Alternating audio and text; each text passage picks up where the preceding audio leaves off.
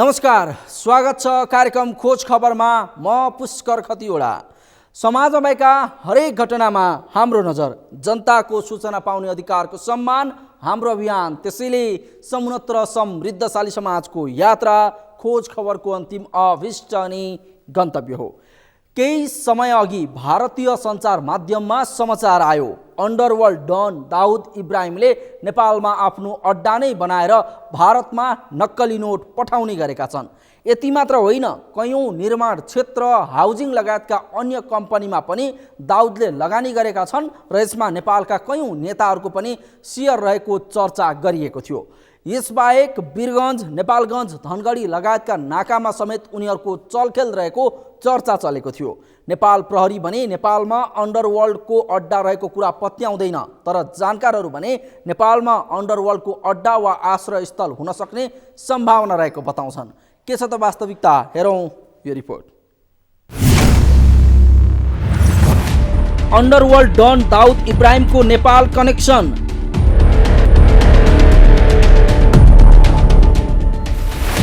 मिर्जा दिलसाददेखि आलमको हत्यासम्म संलग्नता।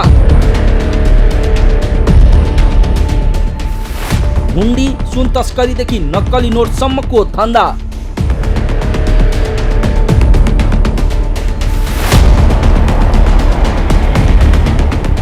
केही समय अघि भारतीय सञ्चार माध्यममा समाचार आयो, अन्डरवर्ल्ड डन दाउद इब्राहिमले नेपालमा आफ्नै अड्डा बनाएर भारतमा नक्कली नोट पठाउने गरेका छन्। समाचारमा दाउदले पछिल्लो समय काठमाडौँलाई समेत आफ्नो अड्डा बनाउँदै आएको खुलासा दाउदकै समूहमा काम गरिरहेका एजाज लकडावालाले गरेको बताइएको थियो। 2076 माघमा नेपालबाटै भारतको पटना पुगेका एजाजलाई भारतीय प्रहरीले पक्राउ गरेको थियो।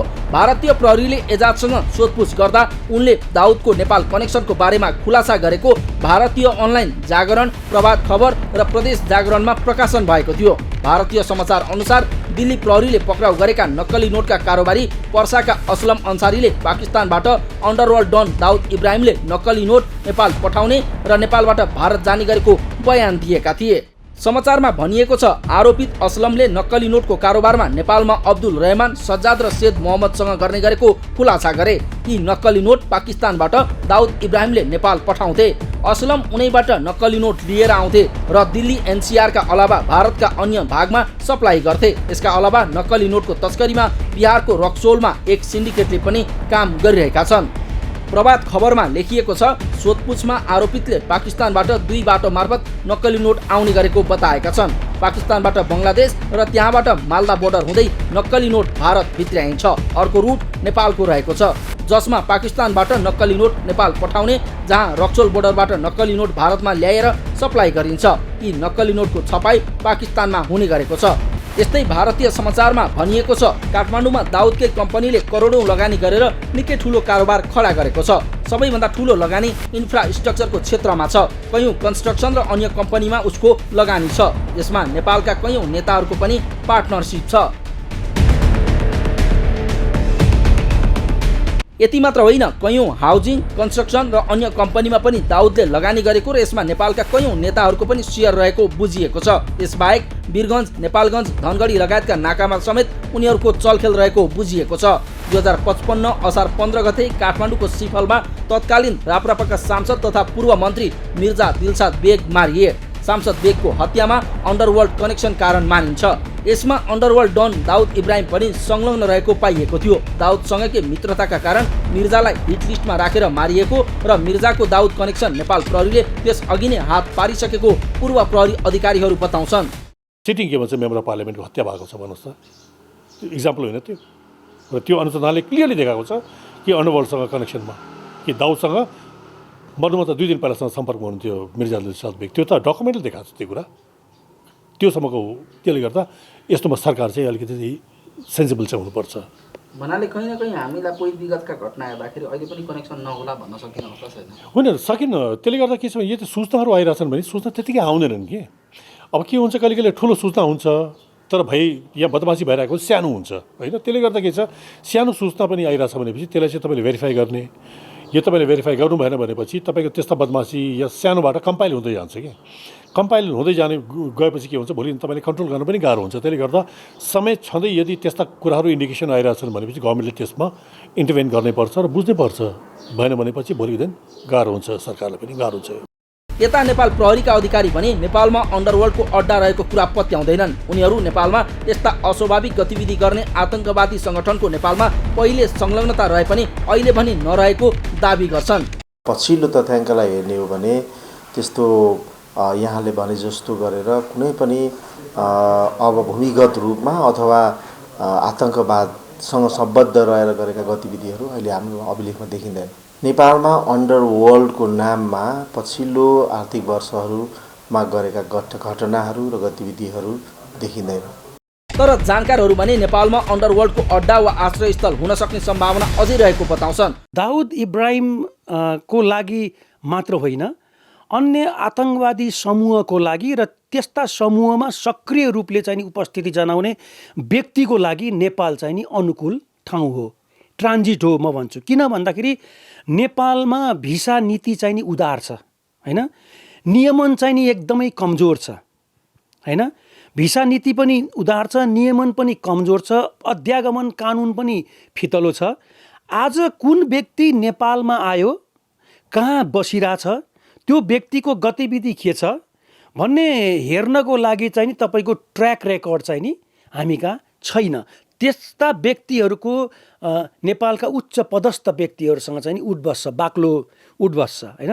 र यिनै व्यक्तिहरूले अवैध ढङ्गबाट कमाएका चाहिँ नि रकमहरू यस्ता विदेशी चाहिँ नि विदेशमा रहेका हैन, अवैध कारोबारमा संलग्न रहेका, चाहे आतंकवादी भन्नुहोस्, चाहे ठुला ठुला तस्करहरू चाहिँ नि भन्नुहोस्, यिनीहरूसँग चाहिँ नि लाई प्रयोग गरेर यिनीहरूले आफ्नो चाहिँ नि यो आफूसँग रहेको चाहिँ नि गैर कानुनी रकमहरू, सम्पत्तिहरू वैध गराउने चाहिँ नि काममा चाहिँ नि यिनीहरूले यी व्यक्तिहरूलाई चाहिँ नि प्रयोग चाहिँ नि गर्न सक्ने सम्भावना चाहिँ मैले देखेको छु।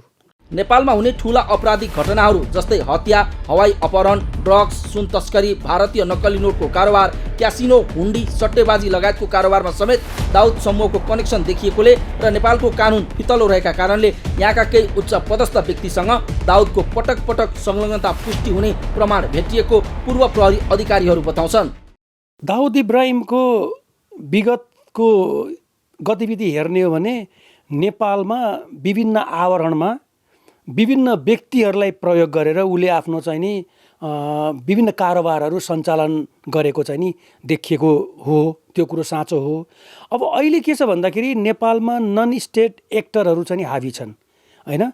विभिन्न स्रोतबाट गैर कानुनी रूपले आर्जन गरेको सम्पत्तिलाई तपाईँको युटिलाइज गर्नको लागि यस्ता व्यक्तिहरूले, नन स्टेट एक्टरहरूले विदेशमा रहेका चाहिँ नि ठुला डनहरूलाई पनि यिनीहरूले चाहिँ नि साझेदार चाहिँ नि बनाउने गरेको चाहिँ नि दृष्टान्त हामीले पाउँछौँ।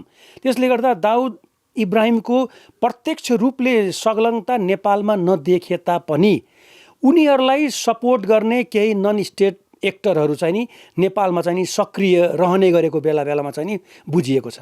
यस्ता छन् अन्डरवर्ल्डसँग जोडिएका नेपालका घटना। 2055 असार 15 गते काठमाडौँको सिफलमा मिर्जा दिलसाद बेगको हत्या, 2063 भदौ 24 गते काठमाडौँको नयाँ बानेश्वरमा कमल सिंह नेपालीको हत्या, 2064 असोज 19 गते नेपालगञ्जमा अब्दुल मजिद मनिहारको हत्या, 2066 पुस 10 गते रूपन्देहीमा शौकत अली बेगको हत्या, 2066 माघ 24 गते काठमाडौँको लाजिमपाटमा सञ्चार उद्यमी जमिम शाहको हत्या, 2067 फागुन 26 गते काठमाडौँको केन्द्रीय कारागारमा युनिस अन्सारीमाथि गोली प्रहार, 2068 असोज 9 गते काठमाडौँको घण्टाघरमा नेपाल इस्लामिक सङ्घका महासचिव फैजन अहमदको हत्या, 2070 असोज 18 गते बारामा एमाले नेता मोहम्मद आलमको हत्या। प्रहरीले गरिरहेको अनुसन्धान अनुसार श्रृङ्खलाबद्ध दोहोरिएका यी घटना कतै न कतै अन्डरवर्ल्ड कनेक्सन देखिएका छन्। जानकारहरू पनि दाउदको डी कम्पनीले कालो धनलाई सेतो पार्न नेपाल जस्ता देशहरू रोज्ने गरेको बताउँदै आएका छन्। यसबाहेक ठूलो मात्रामा हुने गरेको सुन तस्करीमा समेत बेला बेलामा दाउदको नाम जोडिएर आउने गरेको छ। यसबाहेक नेपालका केही व्यवसायीलाई पनि दाउदसँग जोडेर भारतीय सञ्चार माध्यममा समाचारहरू आउने गरेका छन्। तर यसको अनुसन्धान गर्न सरकारी संयन्त्र बलियो नरहेको विज्ञहरू बताउँछन्। उनीहरूका अनुसार सन् 2013 देखि 2017 सम्मका घटना र केही अन्डरवर्ल्डका मोस्ट वान्टेडहरू नेपालबाट पक्राउ परेकाले नेपालमा उनीहरूको संलग्नता हुन सक्ने आंकलन गर्छन्। नेपालमा 2013मा तपाईँको इन्डियाले मोस्ट वान्टेडको सूचीमा राखेको 20जना मा चाहिँ नि मोस्ट वान्टेड सूचीमा राखेको एकजना ठुलो आतङ्कवादी है अब्दुल करिम टुण्डालाई दिल्ली पुलिसको चाहिँ नि सूचनाको आधारमा नेपाल पुलिसले नेपालको पश्चिमी क्षेत्रबाट समात्यो। त्यस्तै 2013मै मुजाहिद्दिनको संस्थापक यासिन भट्कल भन्ने व्यक्तिलाई पनि चाहिँ नि इन्डियन पुलिसको सूचनाको आधारमा नेपालबाटै चाहिँ नि त्यो व्यक्तिलाई पनि समातियो।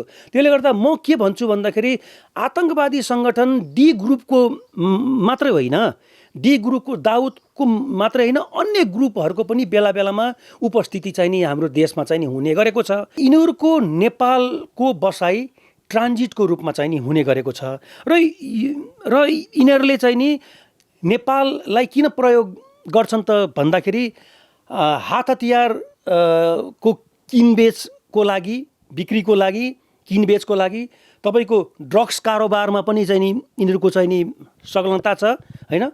हतियार भयो, ड्रग्स भयो र सुन होइन, तपाईँको पहेँलो धातुको कारोबारमा पनि यी आतङ्कवादीहरूले नेपाललाई ट्रान्जिट पोइन्टको रूपमा चाहिँ नि प्रयोग गरेका छ र उनीहरू प्रत्यक्ष रूपले चाहिँ नि यहाँ नआए तापनि भरियाको रूपमा अथवा ती सामानलाई व्यवस्थापन गर्ने जुन व्यक्तिहरूलाई उनीहरूले नेपालमा राखेको छ ती व्यक्तिहरूसँग चाहिँ नि प्राप्त भएका सूचनाहरू चाहिँ लिने र त्यो सूचनाहरूको विश्लेषण गरेर आफ्नो कारोबारलाई चाहिँ थप अगाडि बढाउने सन्दर्भमा पनि यस्ता व्यक्तिहरू ट्रान्जिटको रूपमा आफ्नो चाहिँ नि उपस्थिति नेपालमा चाहिँ नि जनाउँदै गरेको चाहिँ नि हामीहरूले पाएका छौँ। दाउदको डी कम्पनीले ब्ल्याक मनीलाई व्हाइट मनी बनाउन पनि नेपाल जस्ता देशहरू रोज्ने गरेको जानकारहरू बताउँछन्। सुन तस्करीमा पनि बेला बेलामा दाउदको नाम जोडिने गरेको छ। अहिले भने हाउजिङ र निर्माण व्यवसायमा समेत दाउदको सम्भावित लगानीका शङ्का उब्जिएको छ। तसर्थ सरकारले यसको अनुसन्धानमा चुक्नु हुँदैन। ब्युरो रिपोर्ट, खोज खबर। हो, नेपालमा अन्डरवर्ल्ड डन दाउद इब्राहिमले आफ्नो अड्डा बनाएर भारतमा नक्कली नोट पठाउने गरेको पटक पटक चर्चा चलेको थियो। तर यस विषयको अनुसन्धानमा सरकार र सुरक्षा संयन्त्र कमजोर बनेको छ। तसर्थ यस्ता अपराध नियन्त्रणका लागि सरकारले लगानी बढाउनु पर्छ। यो एउटा मात्र निकायले अनुसन्धान गरेर सम्भव नहुने विषय भएकाले इन्टर एजेन्सी कोअर्डिनेसन हुनुपर्छ। यति मात्र होइन, यो अन्तर्देशीय विषय भएकाले अन्तर्देशीय सुरक्षा सम्बन्ध समेत बनाउनु पर्छ। कार्यक्रममा एकैछिन ब्रेकपछि नेपालमा मौलाएको जाली नोटको जालो सम्बन्धी थप प्रसङ्ग उजागर गर्नेछौँ। हेर्दै गर्नुहोला।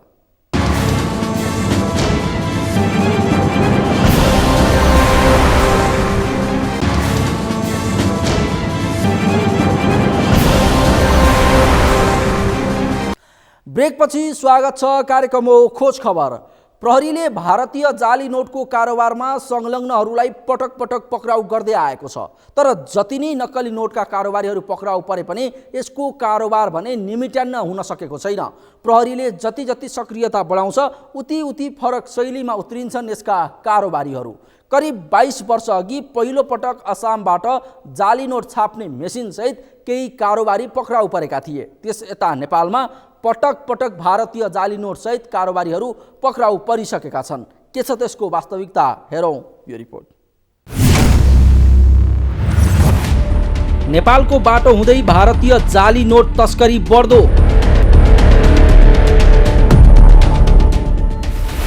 नक्कली नोटको तस्करीमा अन्तर्राष्ट्रिय गिरोह संलग्न। पक्राउ पर्नेमा अधिकांश पाकिस्तानी नागरिक।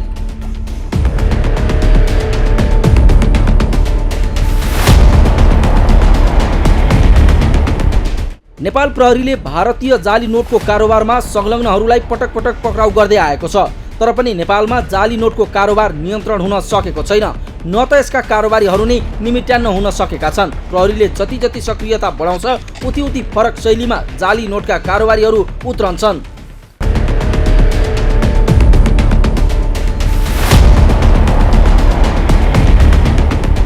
फागुन 26 गते त्रिभुवन अन्तर्राष्ट्रिय विमानस्थलबाट नक्कली भारतीय रुपैयाँ सहित 2 जना समातिए। विस्टारा एयरलाइन्सको उडानमा काठमाडौँबाट भारत जान लागेका उनीहरूलाई 2,94,500 नक्कली नोट सहित प्रहरीले पक्राउ गरेको हो।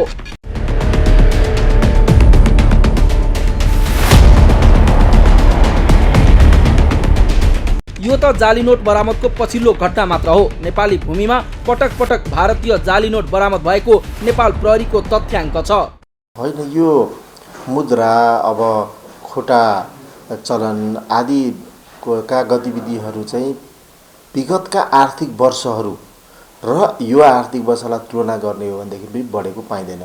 आर्थिक वर्ष अब 76-77कै डाटालाई चाहिँ हेर्ने हो भनेदेखि आर्थिक वर्षभरिमा सानो र ठुलो परिणाम गरेर जम्मा 46वटा मुद्दा दर्ता भएको अवस्था देखिन्छ भने अब यो आर्थिक वर्षमा अहिले फागुनसम्मको डाटामा जम्मा 25वटा मुद्दाहरू मात्रै दर्ता भएको देखिन्छ र यसलाई अध्ययन गरेर हेर्दाखेरि चाहिँ अवैध मुद्रासँग सम्बन्धित कसुर अथवा खोटा टकसँग सम्बन्धित कसुरहरू चाहिँ बढेको जस्तो देखिँदैन।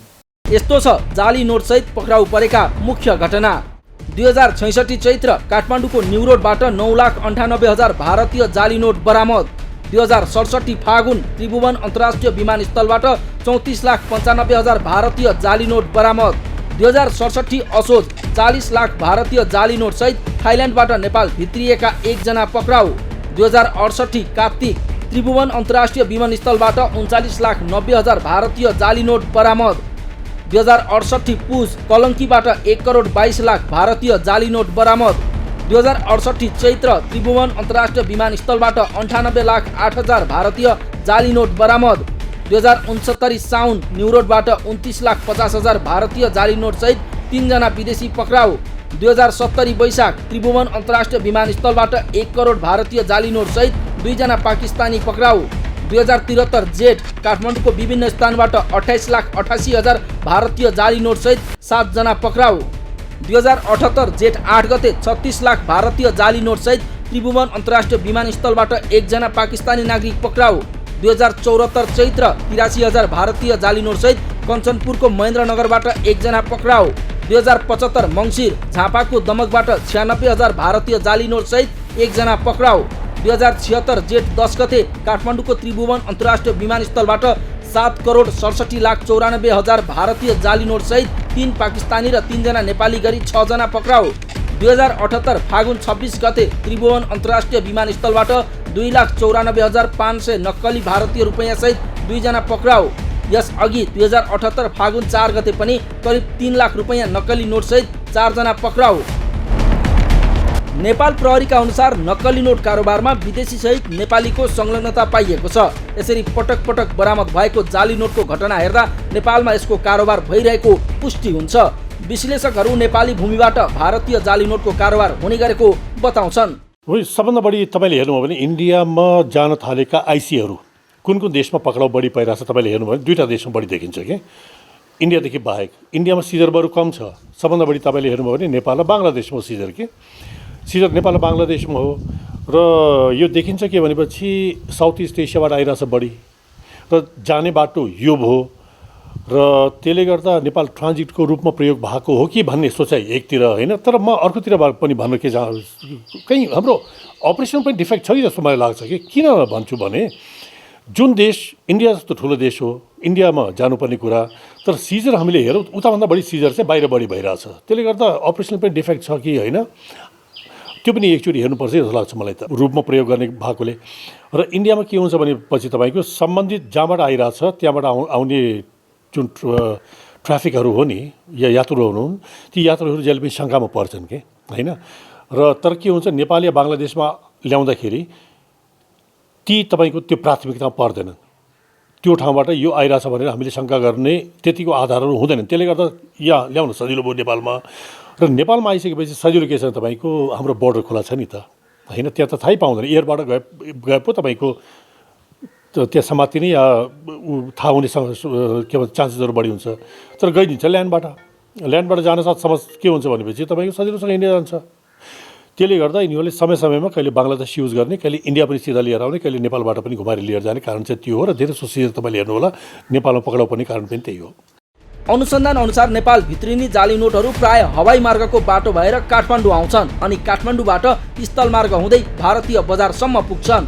अहिलेसम्म बरामद भएको उदाहरण हेर्दा मुख्य गरी पाकिस्तानी नागरिकले कराची, ओमान, दोहा लगायतका स्थान प्रयोग गरी भारतीय जाली नोट नेपाल भित्राउने गरेका छन्।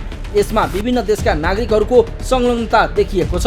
यी नक्कली नोट अर्थव्यवस्था नष्ट गर्न प्रयोग हुने पूर्व प्रहरी अधिकारीहरू बताउँछन्। उनीहरू मान्छेले बजारमा फ्लोट गर्छन् त्यस्तो पैसाहरू र तपाईँले आइसी त हामीले देखेका पनि छौँ, आइसी त हामीले समातेका पनि छौँ। आइसी हेर्दाखेरि तपाईँले हेर्नुभयो भने त्यो नर्मल यो उसमा बनाएका होइनन्, त्यो सिक्युरिटी प्रिन्टिङ प्रेसमा बनेको हुनुपर्छ। किनकि वाटरमार्क त्यो हेर्नुहोस् तपाईँको वाटरमार्क छ त्यसमा राम्रो, र जुन सिक्युरिटी थ्रेडहरू छ नि त्यो पनि राम्रो छ। सिक्युरिटी थ्रेडहरू जुन नेपालमा समातेका आइसीहरू छन् नि त्यो सिक्युरिटी प्रिन्टिङ प्रेसमा बनेको हुनुपर्छ। त्यो तपाईँको जुन नेपाली नोटहरू बनाउँछ नि यहाँ कहिले प्रिन्टरहरू बनाइदिएछ, कहिले फोटोकपी मसिनहरू बनाइदिएछ, त्यस्तो हो जस्तो। यसको लागि त दुई तिनवटा कुरा हो कि किनकि नक्कली नोट यदि नेपाली हो भने हाम्रो लागि हो, आइसी हो भने चाहिँ इन्डियाको लागि हो।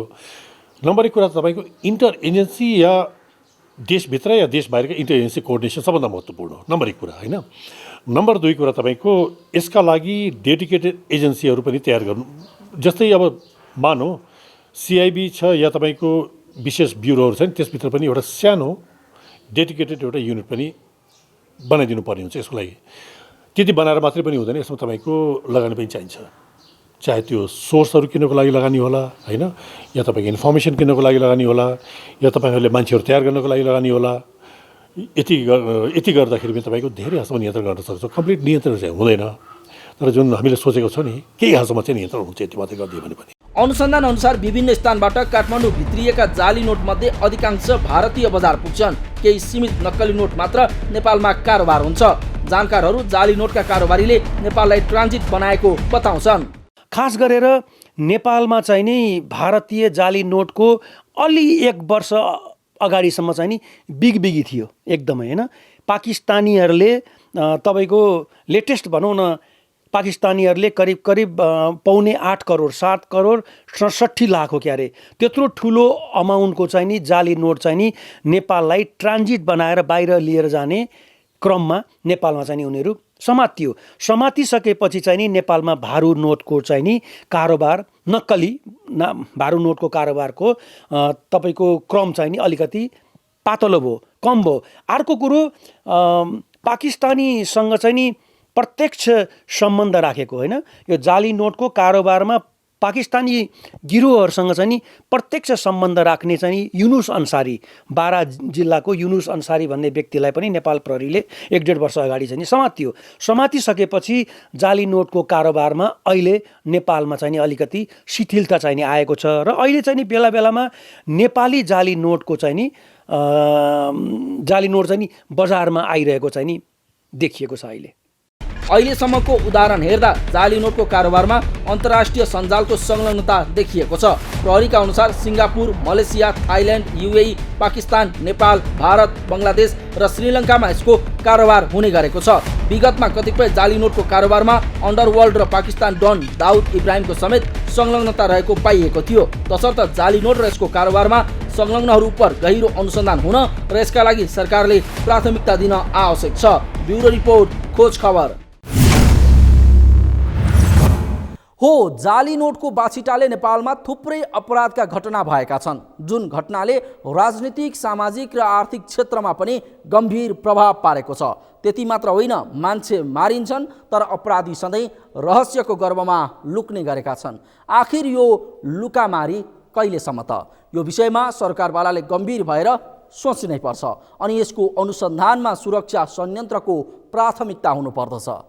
हवस् त, आजलाई कार्यक्रम खोज खबर यति नै। कार्यक्रम खोज खबरका विषयमा कुनै प्रतिक्रिया छन् भने हामीलाई khojkhabar@sagarmatha.tv मा इमेल गर्न सक्नुहुन्छ अथवा फोन नम्बर 01570 60 74 मा फोन पनि गर्न सक्नुहुन्छ। लुकेका र लुकाइएका खबर निरन्तर जारी छ। नेपालको पहिलो न्युज च्यानल सगरमाथा टेलिभिजन हेर्दै गर्नुहोला। नमस्कार।